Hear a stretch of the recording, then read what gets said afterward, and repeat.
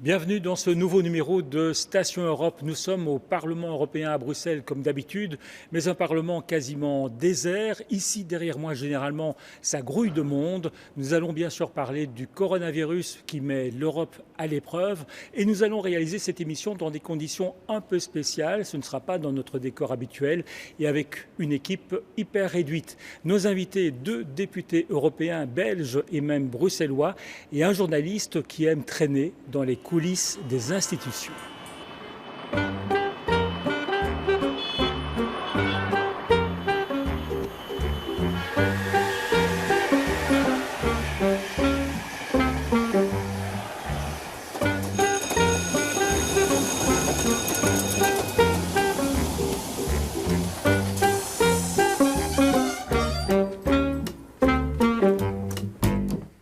Alors, je vous explique tout. Nous sommes exceptionnellement sur un petit plateau télé au Parlement européen avec de superbes caméras mais télécommandées et une équipe réduite mais motivée et dynamique. Dynamique comme Jean Quatremer, vous êtes journaliste, correspondant à Bruxelles du quotidien Libération. Vous animez également et vous jouez au tonton flingueur sur votre blog Les coulisses de Bruxelles.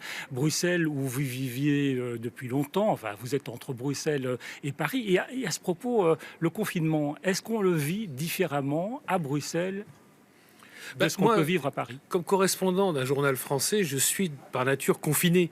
En réalité, ça n'a pas beaucoup changé. Vous savez, on a son bureau à la maison, on travaille beaucoup par téléphone. Alors, la chose qui me manque, effectivement, sont les déjeuners. Les restaurants sont fermés. Et de pouvoir rencontrer face à face, physiquement, je dirais, les députés, les fonctionnaires européens, etc. Mais en fait, en pratique, mon travail n'a pas véritablement changé. Alors, ce qui est plus cool, c'est dans la rue, où la police devient de plus en plus omniprésente, mais moins omniprésente qu'en France. D'ailleurs, on a l'impression que les choses sont plus... voilà, c'est à la belge, quoi, on va dire les choses comme ça. En France, moi, ce que je vois, parce que je me retrouve coincé actuellement à Bruxelles, et c'est que en France, il y a des contrôles de police quasiment à chaque coin de rue, on vous attend à la sortie de la gare, etc. etc. Donc c'est plus dur, plus fermé. Alors, Jean Quatremer, on va regarder une déclaration d'Ursula von der Leyen, la présidente de la Commission européenne. C'était il y a 10 jours ici au Parlement européen. On regarde cette déclaration et on attend impatiemment le commentaire de Jean Quatremer. Il est difficile de réaliser à quel point et de quelle façon le monde a changé depuis notre dernier rendez-vous. En un clin d'œil, un virus qui apparaît à l'autre bout du monde devient une pandémie tueuse aux conséquences tragiques ici aussi en Europe. D'un jour à l'autre, nos modes de vie ont changé. Nos rues se sont vidées. Nos portes se sont fermées. Et nous sommes passés de la routine quotidienne au combat de notre vie. Pendant ce temps, nous avons vu la fragilité de la vie mise à nu sous nos yeux. Et nous avons vu une tragédie au cœur de l'Europe d'une ampleur inimaginable il y a quelques semaines encore. Mesdames et messieurs les députés, les mesures que nous avons prises sont à la hauteur d'une situation sans précédent que nous vivons à l'heure actuelle. Mais comme je l'ai dit auparavant, les peuples européens nous regardent et attendent de savoir quelles seront les prochaines étapes. Alors, Jean Quatremer, les peuples nous regardent, déclare Ursula von der Leyen. Ils voient quoi ? D'abord, ils ont vu une réaction purement nationale. L'Union européenne n'a pas réagi en tant qu'union. Les États totalement paniqués, pris par surprise par l'ampleur de la pandémie, même si sa dangerosité reste encore à établir. Au jour d'aujourd'hui, on est dans des chiffres bien inférieurs à, par exemple, la dernière grande grippe de Hong Kong en 1969, qui a tué plus de 31 000 Français dans un pays qui faisait à l'époque, qui comptait 50 millions d'habitants. Donc, c'est vrai que les États, quand même, ont été un peu surpris surpris. Donc chacun, au lieu de s'adresser à Bruxelles et dire qu'est-ce qu'on fait ensemble, chacun commence à fermer les frontières, à prendre des mesures sanitaires nationales sans se coordonner, ce qui donnait une image mais totalement, désastreuse aux citoyens européens. Au début, ça a Au tout changé. début, voilà. Donc il a fallu attendre. La commission était inexistante parce que la commission, vous savez, c'est un organe juridique. Donc le truc, c'était c'est pas nos compétences la santé. Comment ça, c'est pas vos compétences la santé? Je veux dire, il se passe quelque chose qui est grave, il y a une pandémie, donc réveillez-vous. Même si vous allez au-delà de vos compétences, évidemment que vous devez proposer un grand plan d'action. Ils n'ont rien fait. Il a fallu que le Conseil européen des chefs d'État et de gouvernement, c'est-à-dire les États-nations, se réunissent à la demande de la France à Bruxelles le 10 mars pour que là, ça marque le début du réveil. Et là, clairement, entre le 10 mars et fin mars, il s'est passé énormément de choses. Je veux dire qu'on a fermé les frontières extérieures de l'Union, on a maintenu ouverts les points de passage entre les États européens pour que les marchandises puissent continuer à circuler. Et il y a un terrible tabou qui est tombé, le pacte de stabilité, Alors, qui a été mis au frigo, c'est-à-dire ce pacte qui oblige les États à ne pas s'endetter de trop. Ça, c'est inouï quand même, cette décision. Absolument, c'est ce qui montre d'ailleurs l'extrême adaptabilité de l'Union européenne. Vous savez, un des grands arguments, c'est de dire que les règles des traités sont gravées dans le marbre. Non, le droit, c'est ce qu'on en fait, c'est un rapport de force politique. Donc, quand les États ont décidé de réagir, ils ont aussi réagi sur le plan économique, parce que, vous savez, mettre à l'arrêt des économies, ça va produire une catastrophe sans précédent, sans doute. Alors, on ne sait pas comment... Parce qu'on est dans un territoire inconnu. On n'a jamais arrêté des économies. C'est simple, en période de paix, ça ne s'est jamais produit. Alors, est-ce qu'on va rentrer dans une récession qui va durer pendant 5 ans, 10 ans, 15 ans? Est-ce qu'on va réussir à limiter les dégâts? Et là, l'Union européenne, sur le plan économique, elle a appris plutôt de la crise financière de 2007-2008 et la crise de la zone euro de 2010-2012. Qu'est-ce qu'a fait la Banque Centrale Européenne? Tout de suite, elle a mis plus de 1000 milliards dans le système pour soutenir les entreprises, pour soutenir les banques, pour que les banques puissent prêter un maximum d'argent. Et les États ont accepté, comme vous le dites, de suspendre le pacte de stabilité et ont mis l'équivalent de 2% du PIB communautaire, de la zone euro, dans le système. Donc tout ça, c'est bien. Qu'est-ce qui ne va pas alors? Ce qui ne va pas, c'est qu'il faut préparer l'après. Et c'est l'après qui ne va pas. C'est-à-dire que là, il y a un moment, il faut se dire, bon, on a tous subi le même choc, et il faut peut-être qu'on mutualise les dépenses qui ont été causées par ce choc. Et ça veut dire quoi, mutualiser? Ça ne veut pas dire que l'Allemagne va payer pour l'Italie, que l'Espagne va payer pour le Portugal, que la France va payer pour la Belgique. C'est pas ça l'idée. L'idée, c'est que l'Union européenne puisse émettre des emprunts, les fameux Corona Bonds, comme les Italiens l'ont appelé, et avec la garantie des 19 pays de la zone euro ou des 27 pays de l'Union européenne. Donc c'est une espèce d'emprunt collectif où, en quelque sorte, les pays les plus forts vont aider les plus faibles. Ils vont apporter leur crédit aux pays les plus faibles, mais ça veut dire l'Espagne remboursera, l'Italie remboursera, la Belgique remboursera, mais simplement il y aura une garantie commune. Alors, et là, il y a un désaccord parce que les Allemands, les Pays-Bas ne veulent pas, notamment. Il y a un désaccord idéologique profond, parce que les Allemands disent ça va nous coûter de l'argent. Mais c'est du délire. Il s'agit d'une garantie. Alors pour que la garantie joue, il faudrait que, par exemple, l'Italie, la France ou l'Espagne fassent faillite. Ça ne peut pas se produire puisque la Banque Centrale Européenne garantit sans limite les dettes des États. Donc il n'y aura jamais de faillite. Voilà, c'est aussi simple que ça. On est dans un monde qui était inimaginable il y a encore 10 ans. Alors donc, vous, le Français fort en gueule, qu'est-ce que vous dites aux Allemands? Là, clairement, les Allemands sont en train de jouer un jeu extrêmement dangereux. Parce que si on ne mutualise pas, si il n'y a pas de solidarité financière entre les États de la zone euro, l'Italie, demain, va élire Salvini. On aura peut-être Marine Le Pen en France. On aura le Van Zweelang en Belgique. Il y aura de la haine nationaliste. Et qui sera perdant? L'Allemagne et son allié les Pays-Bas, parce que tout simplement, ils auront des ennemis à leur porte. Ils n'auront plus, ces pays qui ont bâti leur richesse grâce à l'Union européenne, n'auront plus accès au marché intérieur. C'est ce que dit Enrico Letta, l'ancien Premier ministre italien. Le risque, c'est que les Italiens aient l'impression d'être davantage aidés par les Chinois que par l'Europe. Mais absolument. C'est-à-dire que là, les Allemands doivent comprendre que c'est leur intérêt d'investir dans l'Europe. Nous, on a compris après la Seconde Guerre mondiale, où quand même les Allemands ont une petite responsabilité, quand même. Donc on a compris qu'il fallait leur pardonner ce qu'ils avaient fait. Et donc les réintroduire dans le concert des nations. On leur a dit, vous ne paierez pas de dommages de guerre et vous allez participer à la construction communautaire avec nous et vous allez retrouver votre place dans le concert des nations. Pourquoi on a fait ça? Pas parce qu'on aimait les Allemands. En 1945, vous doutez bien qu'on n'aimait pas les Allemands.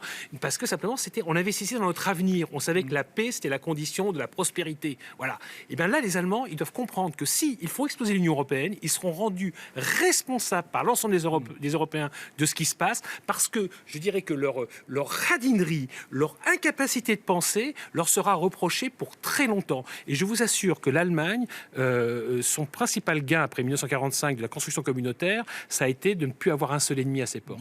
Et là, se retrouver avec des ennemis à ses portes, ça coûtera très cher économiquement. Ils perdront.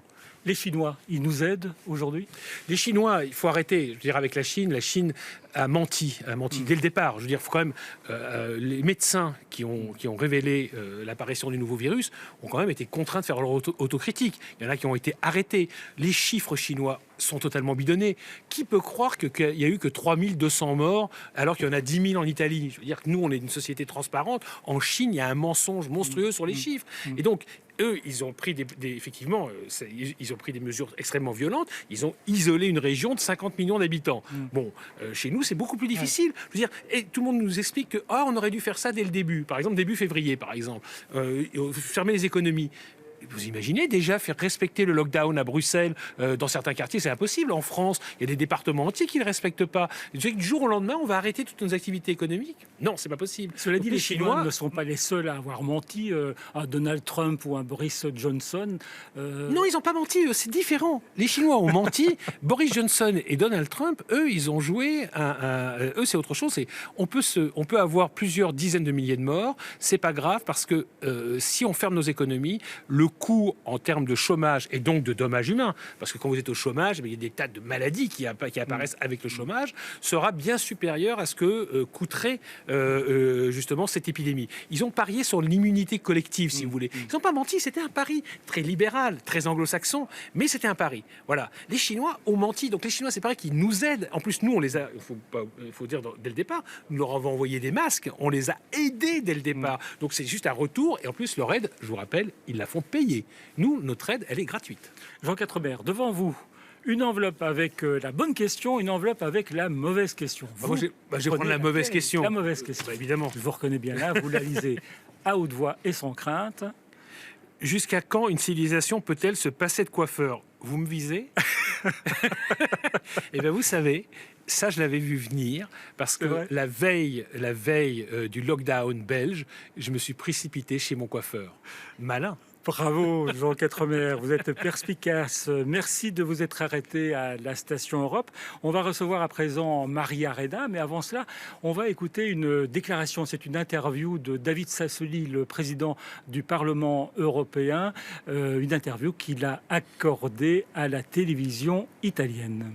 Noi non vorremmo ritrovarci dopo la crisi con i nostri paesi in svendita, ecco perché abbiamo bisogno di rafforzare l'Unione, il suo mercato, ad esempio alcuni paesi che in questo momento sono timidi, a chi venderanno le loro tecnologie o i loro tulipani se il mercato europeo non sarà protetto in questo momento.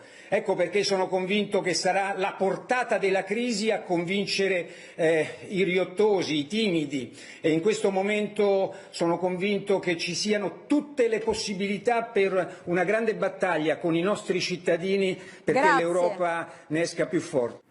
Retour sur notre plateau au Parlement européen à Bruxelles et je vous présente Maria Arena. Vous êtes députée européenne, socialiste. Vous allez réagir bien sûr aux propos de David Sassoli, mais tout d'abord, vous êtes bruxelloise aujourd'hui, bruxelloise d'adoption. Ça se passe comment pour vous le confinement ? Ça se passe comme tout le monde, c'est-à-dire qu'on passe effectivement son temps à la maison, le plus possible à la maison. Aujourd'hui, c'est vraiment une entorse à mon confinement de me retrouver ici, mais c'est une forme de confinement parce que finalement, il n'y a plus grand monde dans le Parlement européen et tout simplement parce qu'on a organisé notre travail par le télétravail et donc par les visioconférences. Donc on a beaucoup de contacts les uns avec les autres. On aura demain une réunion du groupe socialiste et démocrate par visioconférence. J'avais lundi matin une réunion avec le Parti socialiste qui était une réunion aussi en visioconférence et avec mes collaborateurs, on travaille en visioconférence également. Et donc c'est vraiment un mode de fonctionnement qu'on a établi, mais on a beaucoup de chance de pouvoir le faire de cette manière-là et à la fois de vivre dans une situation de confinement qui, il est vrai, n'est pas la promiscuité. Et donc, je vois aussi des personnes dans des quartiers plus difficiles, qui vivent avec des familles, dans des petits appartements, qui n'ont pas accès à l'extérieur.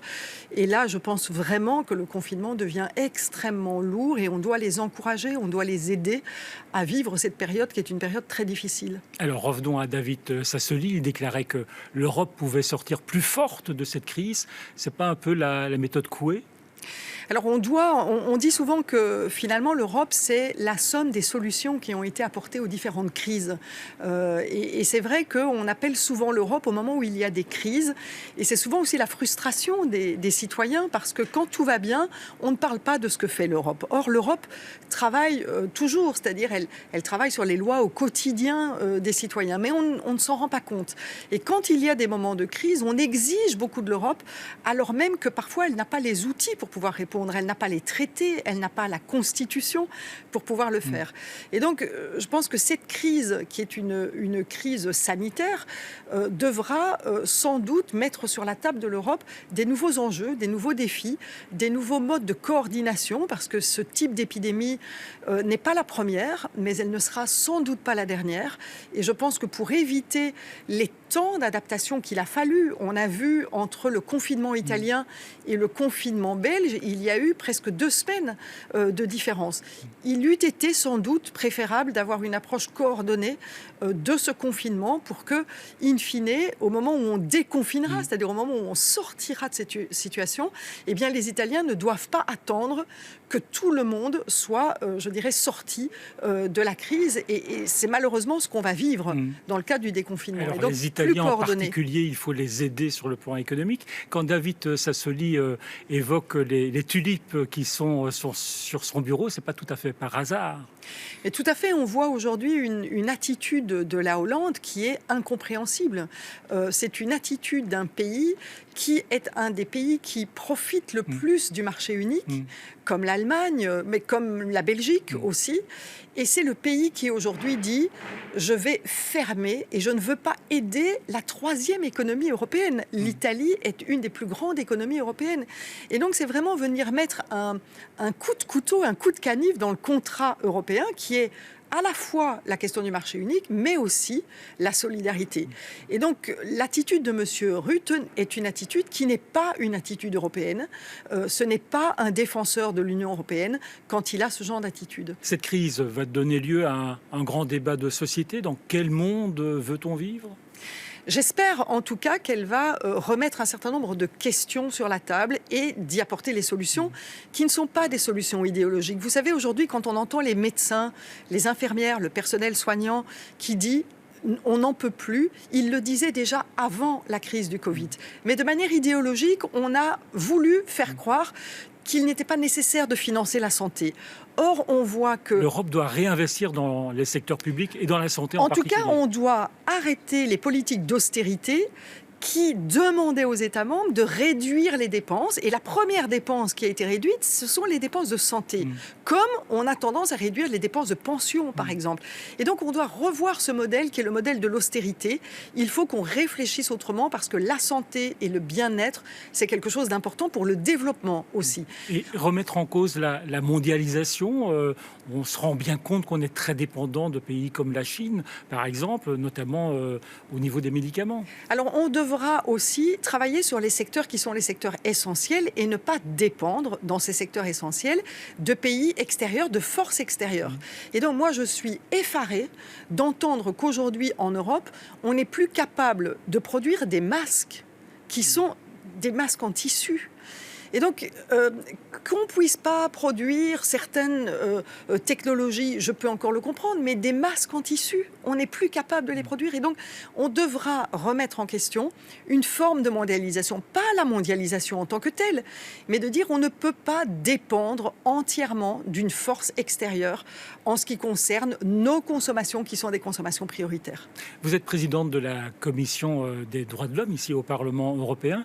Ce qui se passe, le confinement, est-ce que c'est mauvais, entre guillemets, pour les libertés des citoyens, ici en Belgique ou dans d'autres pays européens ? Alors, vous savez, à situation exceptionnelle, il faut des mesures exceptionnelles. Et le confinement est une mesure exceptionnelle, heureusement temporaire. Évidemment que c'est une atteinte aux libertés. Bien sûr, vous ne pouvez plus sortir, vous ne pouvez plus faire ce que vous avez envie, rencontrer votre famille, vos amis, vous êtes observé. Donc, c'est une atteinte aux libertés. Toute la question est la proportionnalité de ce que nous faisons en termes d'atteinte aux libertés. Est-ce que nous atteignons l'objectif en le faisant de cette manière-là? Je le pense aujourd'hui dans la manière dont beaucoup d'États européens ont mis en place le système du confinement. Par contre, il y a des États tels que la Hongrie qui profitent de cette situation de la pandémie pour... Le Parlement vient d'accorder tous les pouvoirs à Viktor Orban. Non limités dans le temps. Et donc, on peut entendre qu'à un moment donné, le Parlement donne des pouvoirs spéciaux à un gouvernement. C'est le cas en Belgique, par exemple. Mais ces pouvoirs spéciaux sont limités à l'affaire Corona et sont limités dans le temps. Orban, il a complètement effacé ces questions-là et il a pris le pouvoir intégralement, sans le limiter ni dans le temps, ni dans la thématique. Et ça, c'est une vraie atteinte à la démocratie. Marie-Arena, devant vous, la bonne question et la mauvaise question, vous choisissez laquelle? Je vais prendre la bonne. La bonne. Et vous la lisez à haute voix, sans crainte, bien sûr. Que vous manque-t-il le plus? Eh bien, ce qui me manque le plus, c'est de ne pas voir ma mère qui est dans une maison d'accueil pour les personnes âgées et qui, à juste titre, a fermé la possibilité de visite, mais qui rend les choses extrêmement difficiles. Merci Marie-Arena de vous être arrêtée à la station Europe. Merci. Avant de recevoir notre prochain invité, on va écouter une autre députée européenne, belge et bruxelloise. Aujourd'hui, c'est Frédérique Ries. Une intervention qu'elle a faite il y a une dizaine de jours ici au Parlement européen. Et pour elle aussi, plus rien ne sera comme avant. La Commission a donc pris des mesures fortes pour faire face à une crise sanitaire et à un tsunami économique, social, sans précédent. Je ne vais pas revenir sur les mesures annoncées par la présidente von der Leyen. C'est bien, c'est essentiel, mais ce ne sera pas assez. C'est un plan Marshall européen dont nous avons besoin, avec très probablement la levée des tabous que cela impliquera.